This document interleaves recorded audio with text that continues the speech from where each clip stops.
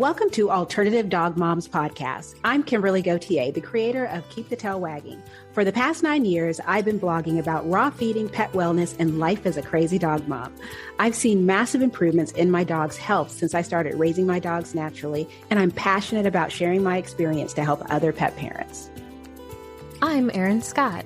For the past 9 years, I have been researching and learning everything I can about healing cancer, allergies, autoimmune, and mystery illnesses in both my dogs and myself, and I can't wait to share with you everything I've learned on this journey. As the Alternative Dog Moms, we're bringing you all the latest dog health news that we're following and sharing the tips, tricks, and resources we learn along the way. Now, let's get started.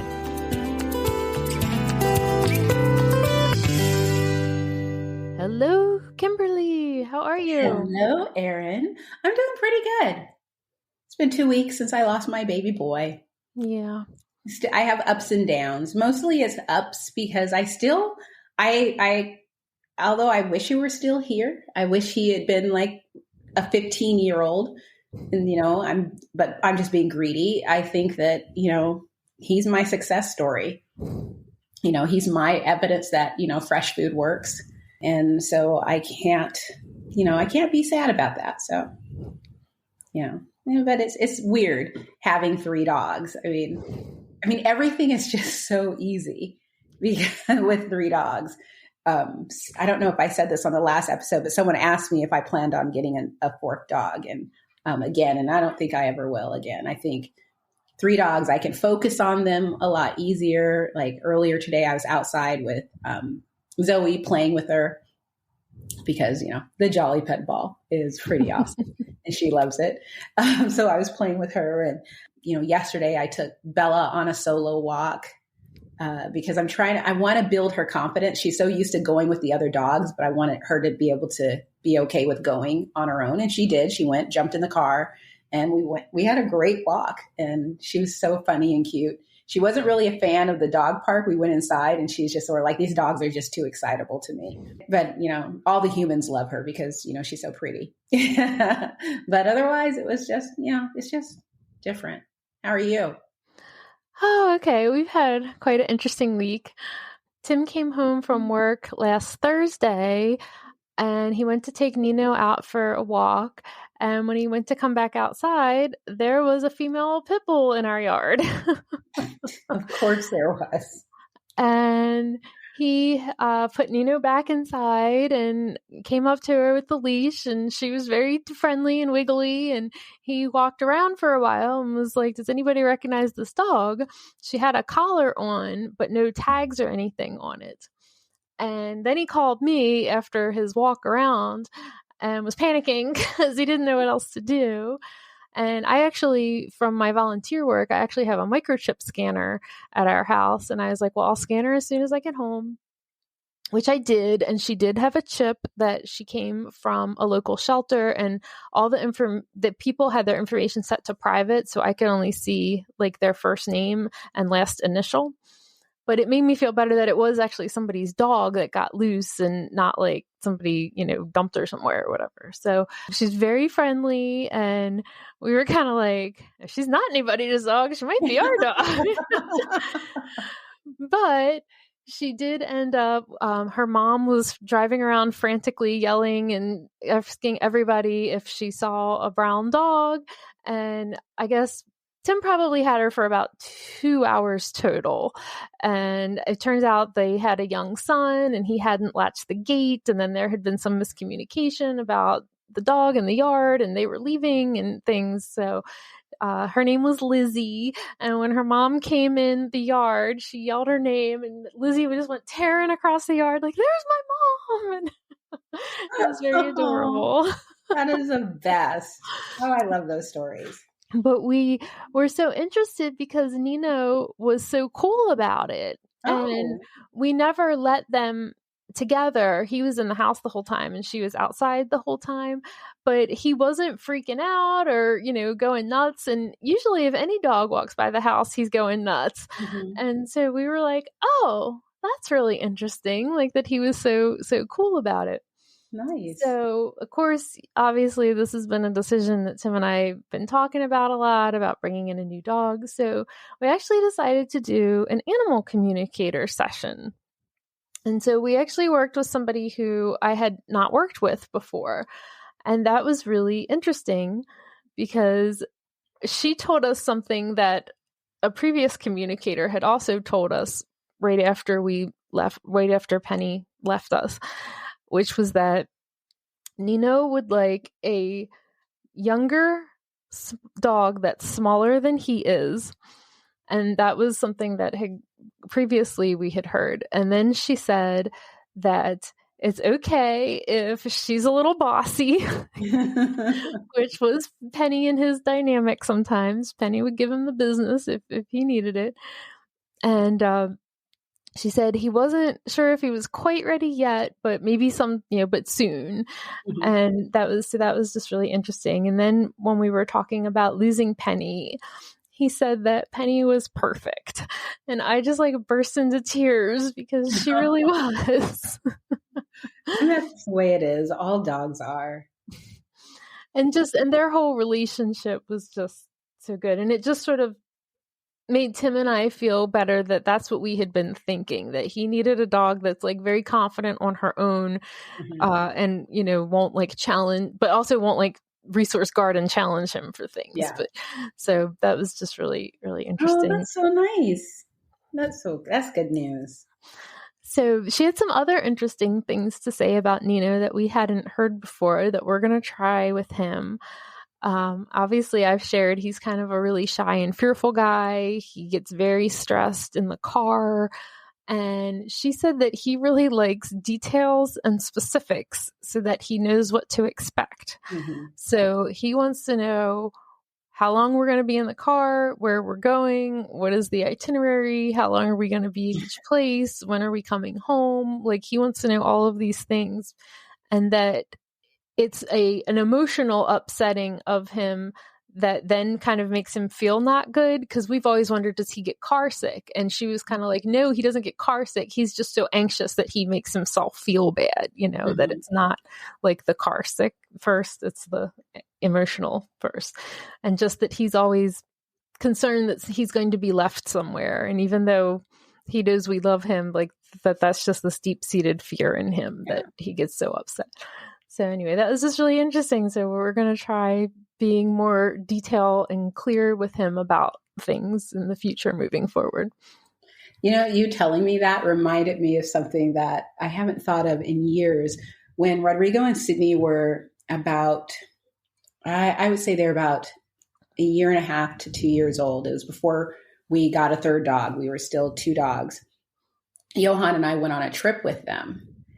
And even though we had the back down and we were all comfortable for them, we had our luggage in the very back, we're in an SUV. Sydney was very like wigged out. And so she rode, and this is like so unsafe, but she rode in, well, actually it was going to be my lap, but I think I ended up driving, and she rode in Johan's lap. And she was not a little girl anymore. She was a full-grown dog, and she curled herself up into his lap and just laid there for like a 2-hour drive. And it was so sweet. But I have a picture of her, like he was in the house and he was just looking at a book of photography, landscape photography. And she was just sitting right next to him, kind of in his lap. And the picture is every time he would turn the page, she would look at the pages too, along with him. And it was so cool. Dogs are just, they'll always be just absolutely fascinating to me. I just think they're so cool. So yay, that's great news. I think I had mentioned that we had done this thing with Neno called the emotion code. Mm-hmm. And it works kind of like with the pendulum, and she would ask different things. So I'll put a link in the show notes to anybody who wants to check out the woman we work with. She will do some like free introductory sessions, so that you kind of know what it is and what you're getting into and what it works for and doesn't work for. And we learned some interesting information about like Neno's early life. Obviously, we have no way to prove it, but it also matches up with what we see in his behavior. So that's what made me really feel like there was something here and this is worth exploring. And if somebody's dealing with a dog that's very like fearful and traumatized, this might be a tool to help. And she had a lot of really helpful information and people that she could refer us to. In fact, that's how we got connected with this communicator that we worked with. So anyway, I'll put a link in the show notes if people want to learn more about that, because I thought it was really cool. It was worth doing. Yeah. Cool. Well, so Dr. Josie Buggs shared something on social media yesterday. And I don't know if it was yesterday. I just saw it yesterday. And it was a screen capture from the Animal Biome website. Yes. That their partners. And it's funny because, you have a knee-jerk reaction when you see like Hill Science Diet and Royal Canin and the other partners that were listed. And it's easy to be like, oh, they've turned on us. It's just sort of like if all of a sudden, Green Juju or, Viva Raw or, any of these brands, Solutions Pet Food, if all of a sudden we found out that they also work with Purina. Right. Like, oh my gosh, the horror. And I thought it was interesting because I thought about it and was like, after 10 plus years of feeding raw and just learning all that I have about, the pet food industry and watching documentaries like Pet Fooled and following the people, that we have followed over the years that have been teaching us about what goes on as far as in the pet food industry, the traditional veterinarian community, what we experienced over the past few years with the pharmaceutical industry. It's so easy to think the worst. And I will admit, it's not that I don't trust Animal Biome. I just don't trust those companies based on what I've seen. And my biggest, reaction was seeing Hill Science Diet, which I see as a company that has these massive recalls after hundreds of dogs have died or hundreds of pets have died. And that's something that could have been prevented if they tested their food, and I'm referring to like the vitamin D recall. Right. And I get it. Accidents happen. I have no idea what it's like to run a pet food company, but it's still just to think of that I had trusted a brand, maybe even a brand that my veterinarian recommended, and I lose my dog because I fed that food. I mean, just the guilt that I would experience and feel over that. So I'm kind of just like looking at them with a side eye. But when I started thinking about it, and I have no idea why they partner with these companies. I know one of them is a minority investor. The other one is just partnering. But if it is financially motivated, like if these are like they're coming up with some of the money or all of the money to help with funding studies and testing, where else are they going to get the money? I mean, granted, I'm sure that there are venture capitalists and all that cater to all industries. But when you really look at the fresh food community, and I haven't read the entire article, but I sort of skimmed an article about, that the fresh food community is growing, where more and more people are interested in feeding healthier food. And so they're going towards the freeze-dried, the dehydrated, and in some cases, the cooked and the raw. But although it's growing rapidly, and they say it's the fastest growing segment of the pet food industry, financially, it's still way far behind the kibble companies. So they're not going to get massive funding from raw food brands or freeze-dried brands, et cetera. Yeah, the raw food brands don't have that kind of money to invest in other companies. Yeah. I mean, most of the studies that I look at to kind of prove my point on things are human studies. And I'm thinking that a lot of the information that we see with human studies can be attributed to dogs because there are some similarities between humans and dogs. But, although there are studies out there, they're not long-term studies. They're not thousands of dogs, all the time. Usually it's a short-term study, hundreds of dogs in a different part of the world. And there are so many things that you can attribute it to it. But so I don't have a problem with, like my opinion of Animal Biome and the people behind Animal Biome hasn't shifted because they partner with companies that I'm not really a fan of. I guess I'm interested in learning more because, like, here's something that would bother me, right? Like, does that mean that their fecal donor dogs now get free food from these companies and that's what they're being fed?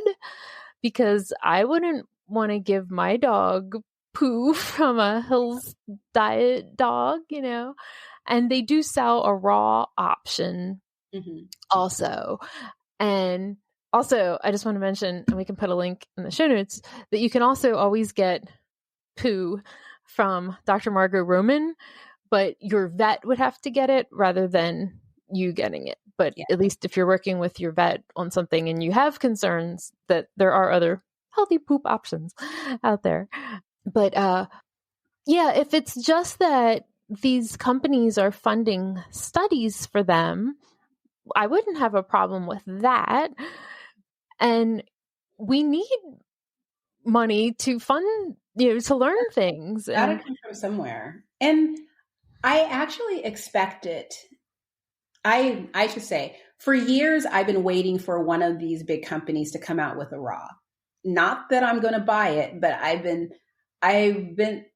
did not think that they would continue, basically raw is dangerous. I figured they would find some way to get that market share as well. And I figured they would all of a sudden start coming out with a, quote unquote, safe raw. And well, that's kind of what people think that's what Fresh Pet is. Yeah. It's not, but there are people who think that because it's in the refrigerator section or whatever. Exactly. I know there was a kibble company that, I can't remember the name of it, that they didn't put preservatives in their kibble, so it had to be put in the fridge.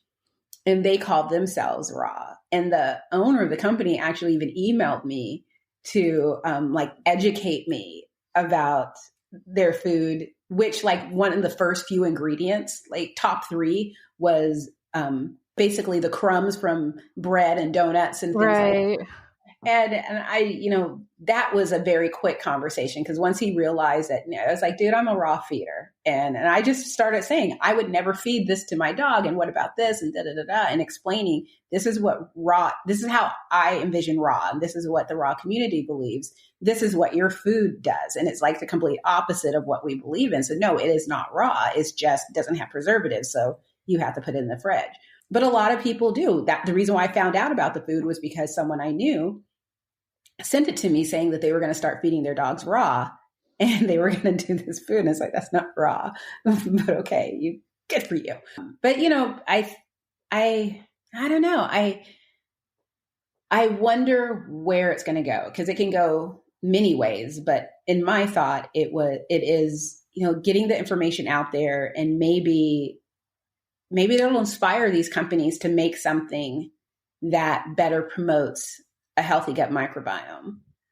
Or maybe they just it's a different segment of the company. I mean, these are humongous companies. So I'm sure that they do have a science and, a research and development type of segment that is not directly connected to the food.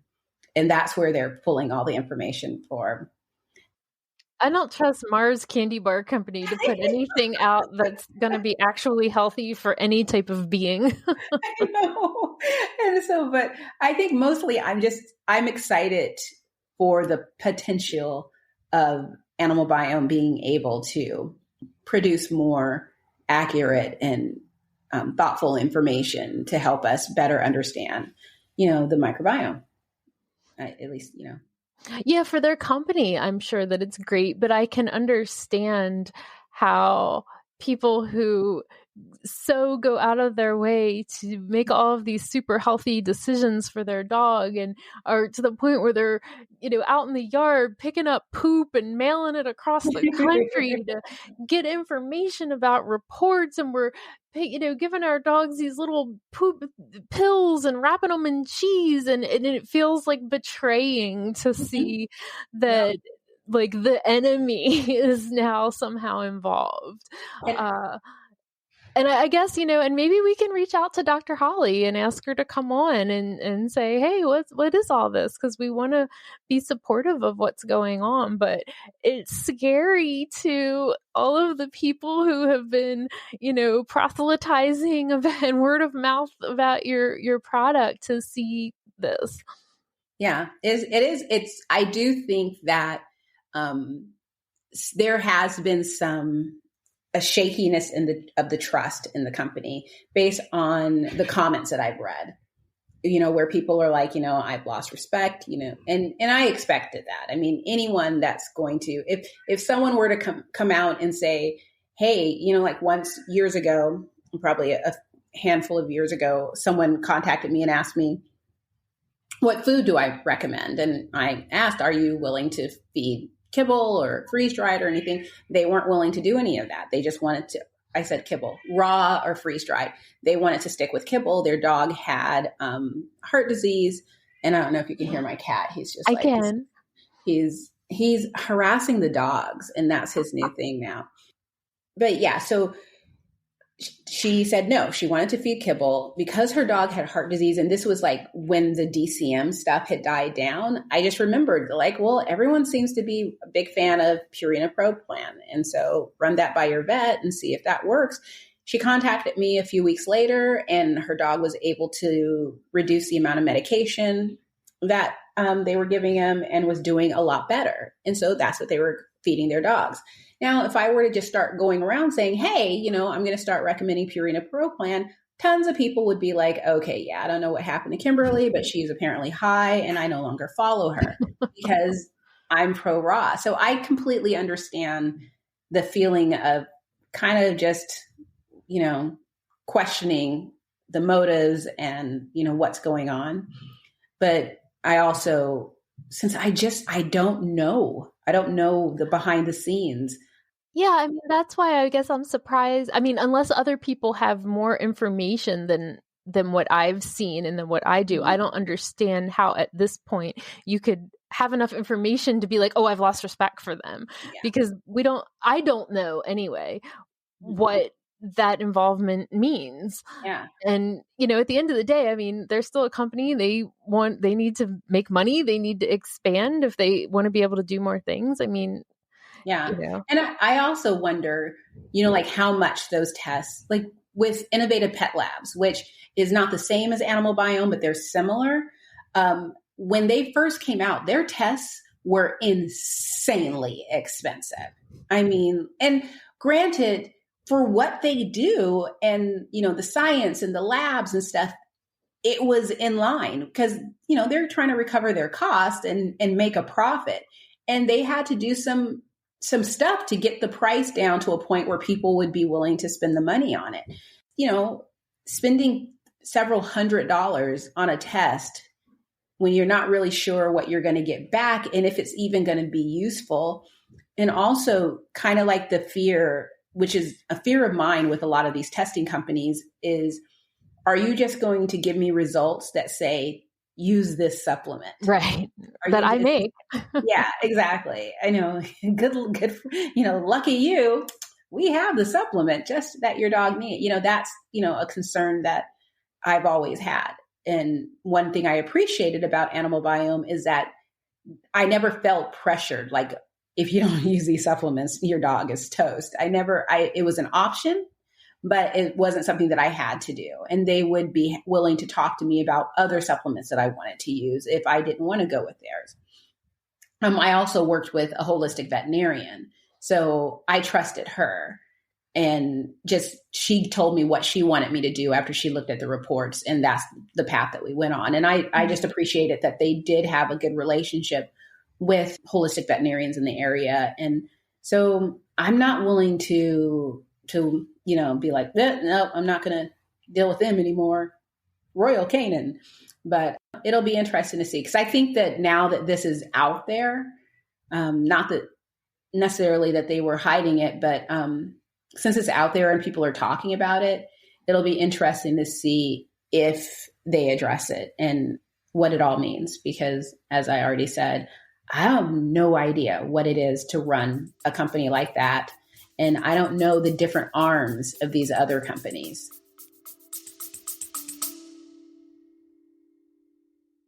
Hey, quick question for you. Are you someone who wants to be fit, healthy, and happy? And what if I told you you could get your dream body by simply just listening to a podcast? I'm Josh. And I'm KG, and we are the hosts of the Fit, Healthy, and Happy podcast. Listen, we get it. Fitness isn't easy. Carbs, no carbs. Just stop, okay? It doesn't have to be that complicated. And that's why we made this podcast. We get straight to the facts so you can become your best you. So the way to check us out is click the link in the show notes or search Fit, Healthy, and Happy podcast on any of the major podcast platforms. We'll see you soon.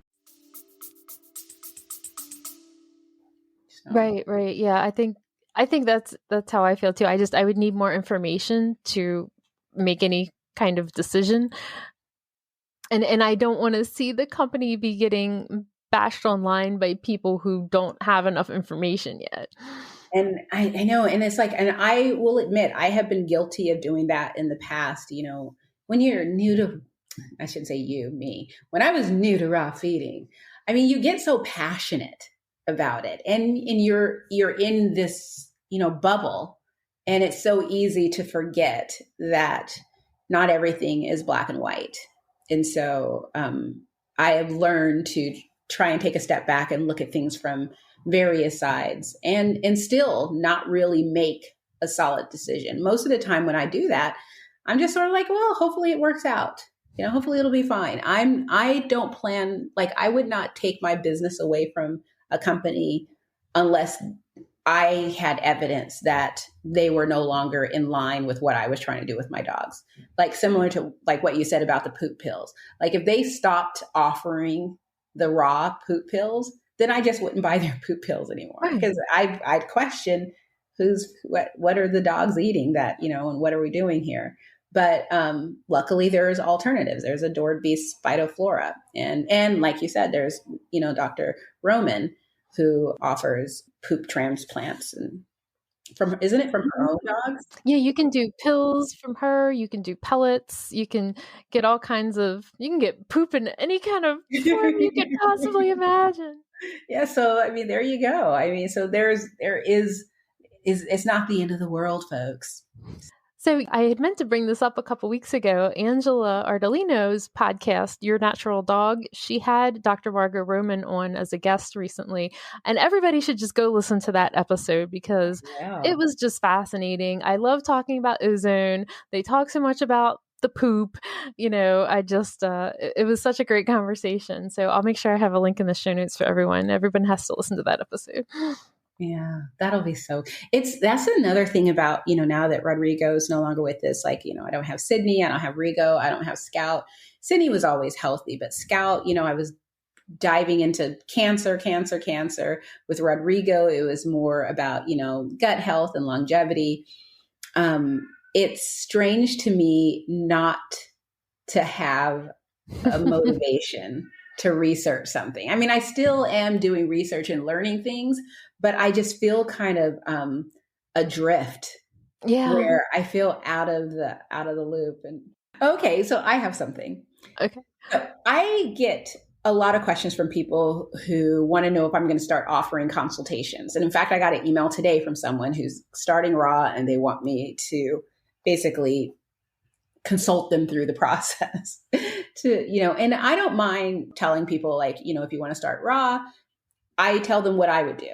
If I was brand new to raw today, if it's within the budget, I would start with commercial raw, because it's just easier. And it's basically what I did with my dog. Start with commercial raw, take the time to educate myself about what my dogs need, find the resources in my area, if there's a raw food co-op, whatever the case may be. And if I wanted to go DIY, look into what I needed to do to make that happen. Do I need an extra freezer? Do I need a meat grinder? Do I need to set up an area like of the garage or something for a meal prep area? And now Bella's drinking water. So yes, and Apollo's here. But that's basically what I do. And that's usually what I tell everyone. Now that I have taken the course through the Feed Real Institute, people want to know, am I going to just officially start offering consultation services? And my answer is no. And that will never change. And the reason why is because I do believe that nutrition and health go hand in hand. And I was talking to a girlfriend of mine who has a background in human medicine, decades of, and she's not a doctor or a nurse or anything. She just worked in the medical field for decades. And one thing that she can do is you can be talking to her about your dog. And again, she's not a veterinarian or anything like that, but she knows that's just how her mind thinks, where you'll be mentioning something like a symptom that your dog has, and she'll be able to connect the dots and be like, oh, well, no. Like if your dog is coughing and congested, for me, it's just like, oh, is it allergies? Or does your dog have a cold? And where she's going to be like, okay, that's a heart condition. Yeah.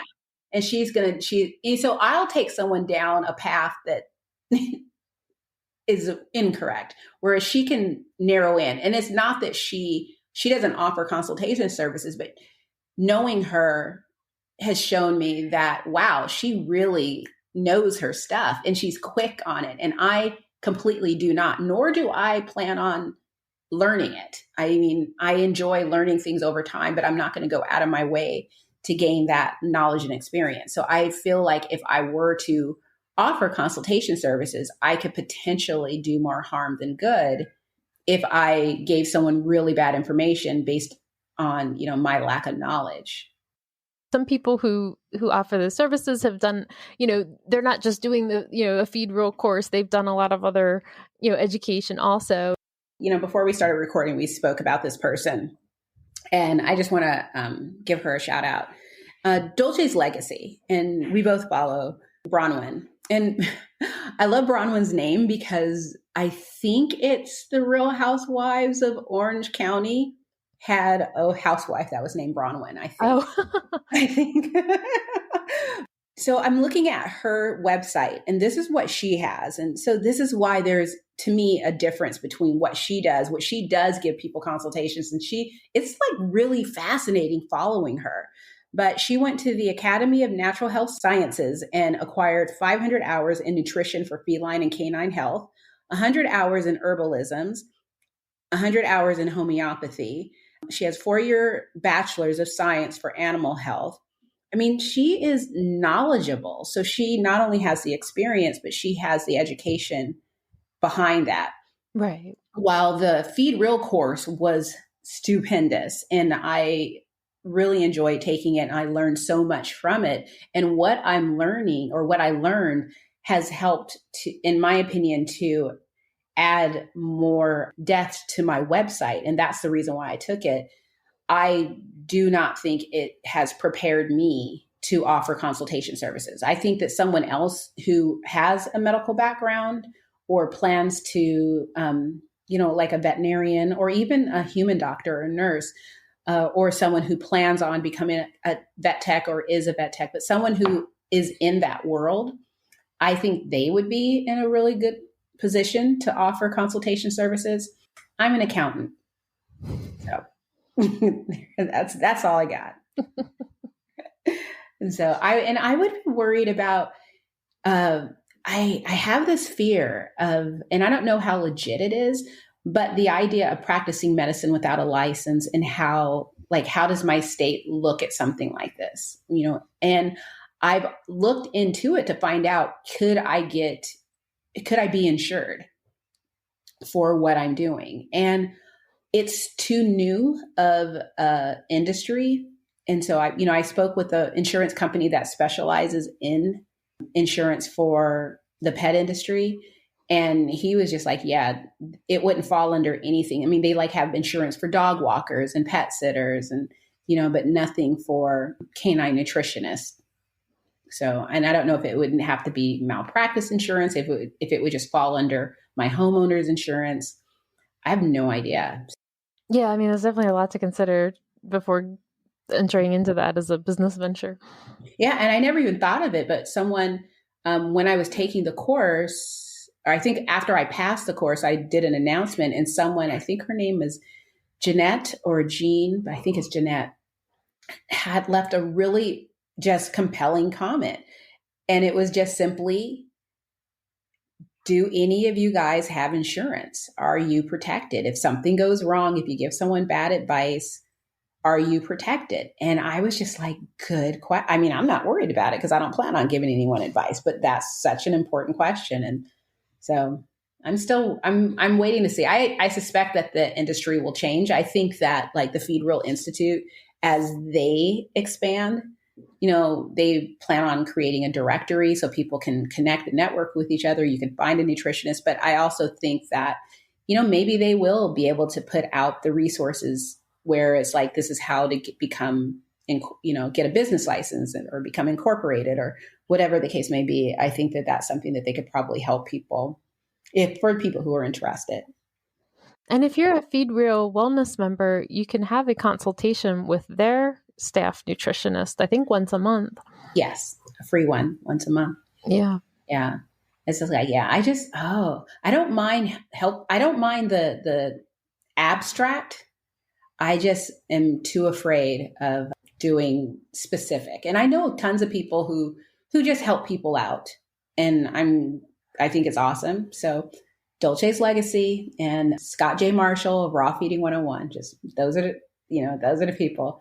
I mean, Destiny White was going to start offering services, but she changed her mind, which is a bummer because she is talented and super intelligent. But if anyone's looking for someone, Dolce's and Scott J. Marshall. I'll have links in the show notes. So we had a new raw feeding experiment with Neno, and it was a flop. Neno does not like raw chicken feet. Oh, what did he do to him? Well, I had it mixed in the bowl with his other food. So first he pulled it out of the bowl and threw it on the floor and ate everything else in the bowl. And then he spent a good 5 or 10 minutes afterwards, like, do I want this? I don't know. Do I want this? I don't know. And so Tim was sitting outside while all this was going on. And so I had to put on a rubber glove to touch it.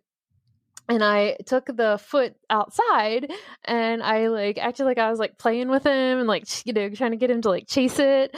And I thought he'd and he's kind of all excited and he would put it in his mouth and he'd kind of chomp on it. And then he'd just be like, nope, no thank you. And this went on for about half an hour of me trying to get him to eat it and him just kind of being like, yeah, no. And I would throw it or hide it and, and he would go running over and then be like, still no. So not a fan.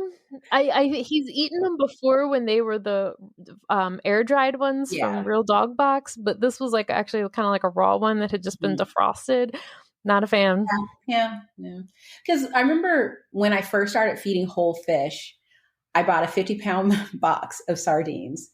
I was so disappointed in myself because I'm actually working on a blog post. I'm updating a blog post about 5 mistakes I made as a raw feeder. And one of them was seeing something oh, I bet you my dogs would love this. Everyone else's dog loves it. And instead of just buying 5 to see, I would buy a 50-pound case. And so I gave my dog a sardine, thawed it out, gave it to him.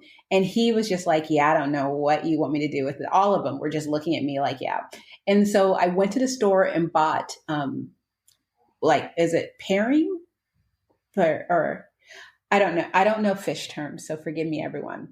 But I bought the tools to descale the fish and to get the insides out and clean the fish, which although real fresh sardines are huge, doing all of that is so much work. But I did it. And then, because they still wouldn't eat it, I sauteed them to warm them up. And then my dogs ate them. And I was looking at a 50-pound box of sardines thinking, I am not doing this. So I separated them out into individual freezer bags and put them for sale in the raw food co-op and sold all of them. The next time a friend of mine, Noelle, asked me, hey, would you like to go in on a box? And I was like, okay. And we thought, what if we ground them? They'll eat them. And so it's we'll have some of them whole and some of them ground. That way, and so I set up tables outside and she came over and it was my old grinder. And actually, after I did this, my old grinder died. But I ground it all up And while I was doing that, Rodrigo came over because he's curious, and I just gave him a whole fish thinking he was just going to spit it out. But he took it, went over to the yard and laid down and he ate it. And I was just like, well, there you go. And so from there, I started feeding him whole sardines. So long story short, try it again in a few months. Yeah, I had like a whole big bag of them and they were all frozen together. So I had them sitting in the fridge for like a day or two so that they would at least like defrost enough so I could like bag them up, you know? Mm-hmm. And yeah, so this was like the first one I gave and he was, yeah. So, and if he ends up not doing it, you can also make bone broth out of them. I was like, I guess we can try the bone broth thing, or Tim has like a dehydrator, but he was like, you're not gonna funk up my dehydrator. Tim was very grossed out by the whole thing. He makes me deal with anything like this. Yeah. So yeah, I was gonna go in. I was thinking about getting sardines again. I just don't have the freezer space for them. I wish that they would sell like a 25-pound box of sardines. But I can't, because it's a lot to deal with. It's a lot of fish. So I still have packages and packages of squid. And after my first dehydrating session of squid, I still need to go through and dehydrate the rest of that squid. And I just can't, because it takes forever to clean the dehydrator out. And so I'm kind of tempted. I have 2 dehydrators. So I'm kind of tempted to take my smaller one and use that one as the squid dehydrator. And it's old now, so I can just like thaw out and just finish off the rest of the squid. And then if it's just toast, I'll just toss it. And but it smells so bad. That was why Tim didn't want me putting chicken feed on his dehydrator, because it's such a pain to clean. I use parchment paper. Oh, okay. Yeah, that helps a lot. Parchment paper. That way you just pull up the paper. And I mean, but if it's something smelly, the smelliness still is going to be in there. And I haven't figured out how to. I mean, it took me weeks to get my dehydrator clean from the squid smell. Oh my God. Yeah. I will never be buying squid. Yeah. So. By weeks, I mean, yeah, it took weeks. It took about 4, maybe even 5 weeks before it stopped smelling like squid. And yeah, but there you go. So I saw your Barbie meme that your freezer is full. Yes. I mean, I'm so proud of it. It's, another downside to losing a dog is you feed less. So I'm feeding one less meal.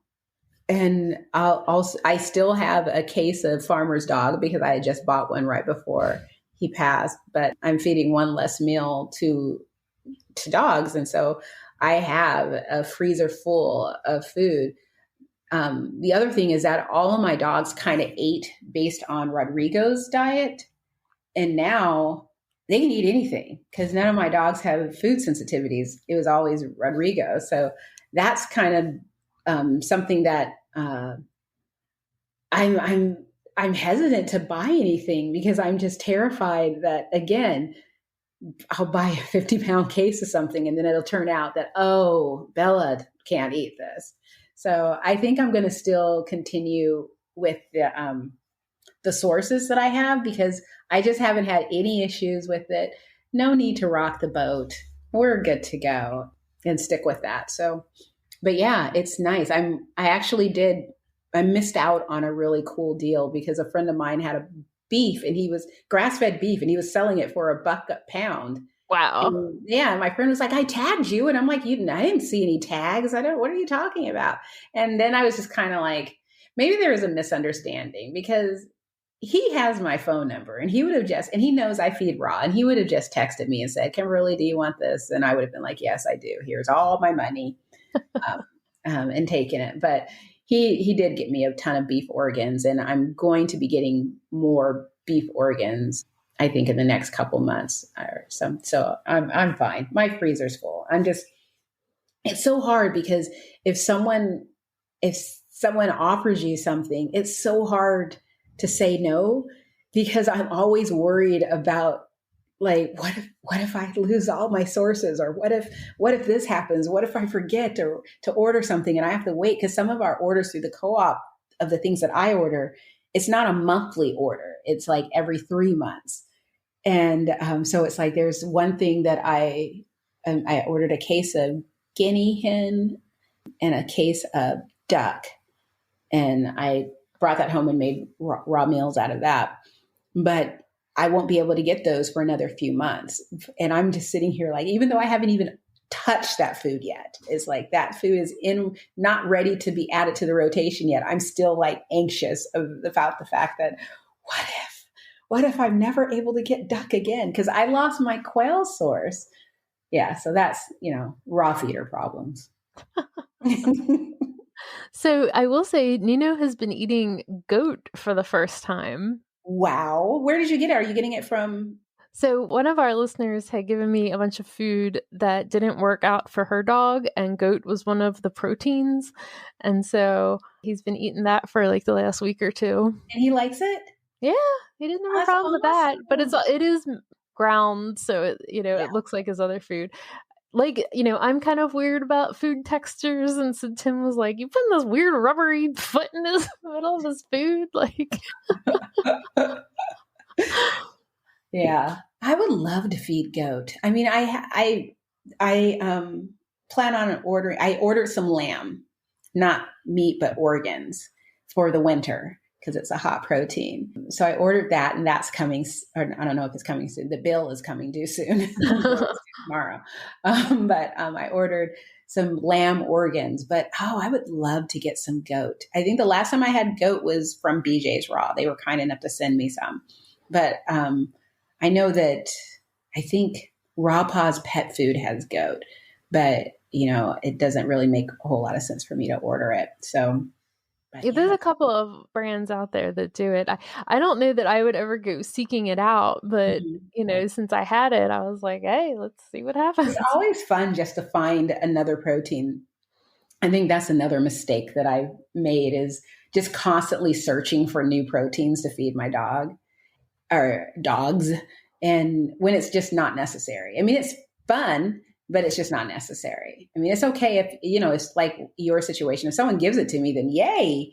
But, there's no need for me to feed kangaroo.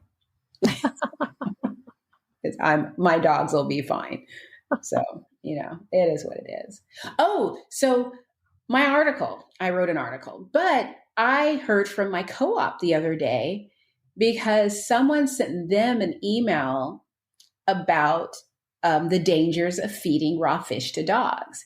And I didn't read their entire email, but, they included a lot of links to support what they were saying, including one of my blog posts, which on one hand was like, oh my God, yay, I'm like a resource. But on the flip side, I don't know if they read it and didn't understand it, or if they just read the title and figured this will support me, because it doesn't. And I think it's interesting because I got some feedback today that said that the title of my article makes it seem like no one should feed fish to their dogs, because it's titled How Feeding Fish may lead to a vitamin B deficiency in dogs. And I can understand that if someone chooses to just do their research based on reading titles, then yeah, it can be misleading. But hopefully it's like, that's an interesting title. Let me read more. And thankfully at the top of the article, I do state this is a situation.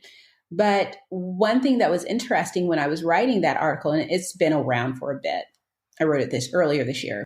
But anyway, when I first nutrient tested my dogs, they all came back with a B1 deficiency or a vitamin B deficiency.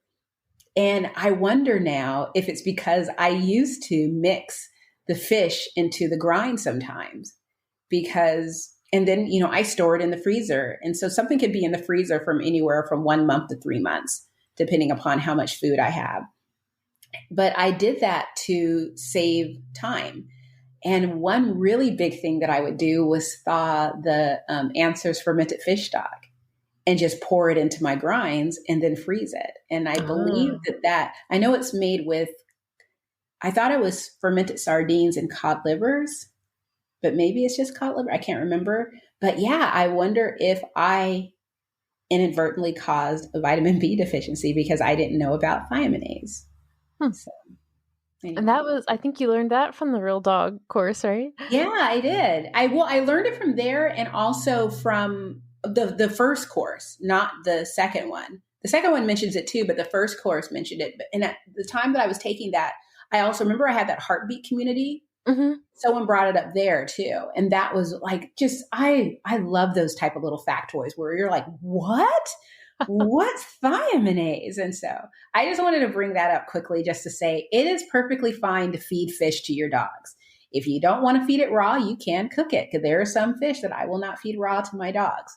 But the issue is storing it together. So when you're doing meal prep, and you're mixing everything, and I don't mean those meal prep dishes with the separate containers. I mean, you're mixing it all into one bowl together in the freezer. Like keeping a large bunch of it to like thaw as you go. Exactly. So it's the fish and the meat and everything's all together. If it's a fish that has the enzyme thiaminase, storing that for an extended period of time can deplete the vitamin B1, the thiamine in the meat. So you just store them separately. But when you feed them, you can add it to the bowl with no issue. So an example is sardines. I do not mix sardines into my grinds. Instead, when I'm feeding my dogs, I just add the sardines onto the plate with the other food. But oysters, which doesn't have thiaminase, I do mix in with the grinds. So, and it's just, that's all. But I think that, I think with most things when it comes to raw feeding, it's so much information that I can understand why things become a bit complicated or twisted around. So that's all. So any TV recently? I don't even think so. I feel like I was doing a lot of podcast editing over the weekend and their TV watching and book reading. I was also reading books.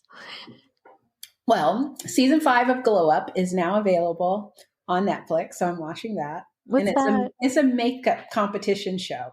Oh, okay. And each season gets better and better. This season is so good. And the reason why I love it, the main reason why I love it, despite, I love makeup and I have so much makeup. It's like I used to be on first name basis with people at Ulta.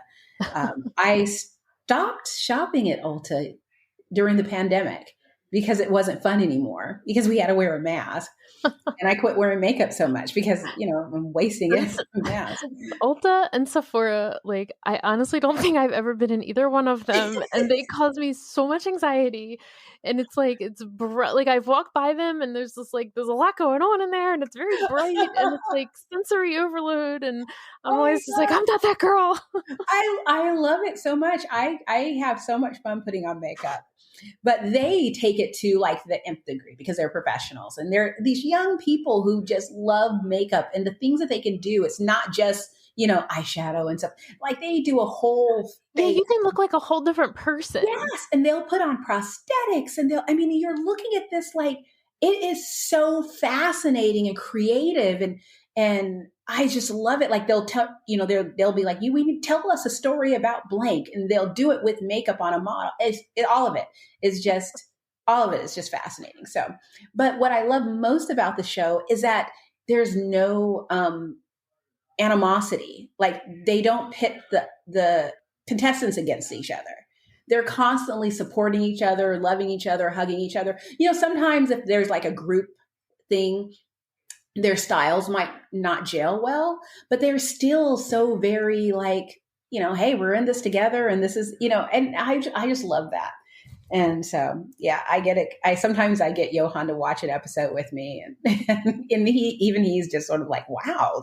I mean, it's just really kind of cool. So there's that.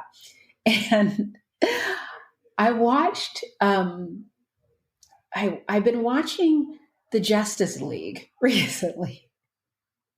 From the childhood days, even though these probably weren't from my childhood, because I feel like my childhood, it looked differently, but I'm really into it. Is it like a cartoon? Yeah, just cartoons on Netflix. I've been watching them at night. You sit there. very lowbrow type of easiness that I'm doing. And I'm trying to get through a movie. There's a movie on, or is it series? I think it's on Hulu. And I have no idea what it's called because I can't remember. But it's about the whole Harvey Weinstein thing. Mm. And I had to stop because they're bringing back actual actresses that were impacted. And I know this because I had to stop after Ashley Judd. They had her on and she told her story. And it wasn't in grave detail, but she's told her story. And it was so powerful and so just upsetting to me that I was like, okay, I need to give this a break. And I'm at the very beginning. And so I want to go back and finish that because it's just, I mean, I now, after all of that happened, I think about all these actresses that I loved that just vanished. And I just assumed that, oh, well, maybe they just, acting wasn't for them, or they decided to go back to school, or they decided to have a family. But this is what happened to them. And it's just, so I feel like I want to watch that. So. Well, my husband was actually on this whole rabbit hole of following the Danny Masterson trial. Yes. The guy from that 70s show that was just sentenced to 30 years in prison. Did he really do that? That's what it sounds like. There's numerous women, and he was involved in Scientology. And I guess the women were all from within the Church of Scientology, and like they went to like the elders of the church, and they that whole thing is so, I don't know. That's not my jam. I wanted to look at that, but it's just okay. So it's not that I don't believe victims. I do believe victims. What I do is I get attached to characters, and I'm just sort of like, but what is it? Was it Kelso? He was Hyde. Was it Hyde? Was Kelso? Kelso was. We're so good. Mila Kunis and Ashton. Ashton Kutcher. Yeah. Yes. Speaking of which, I just watched a movie. It's an old movie with him and Katherine Heigl, and it was kind of cute. It wasn't great, but it was really cute. And so it was. I think it was on Netflix too. But yeah, that makes me sad because it's just like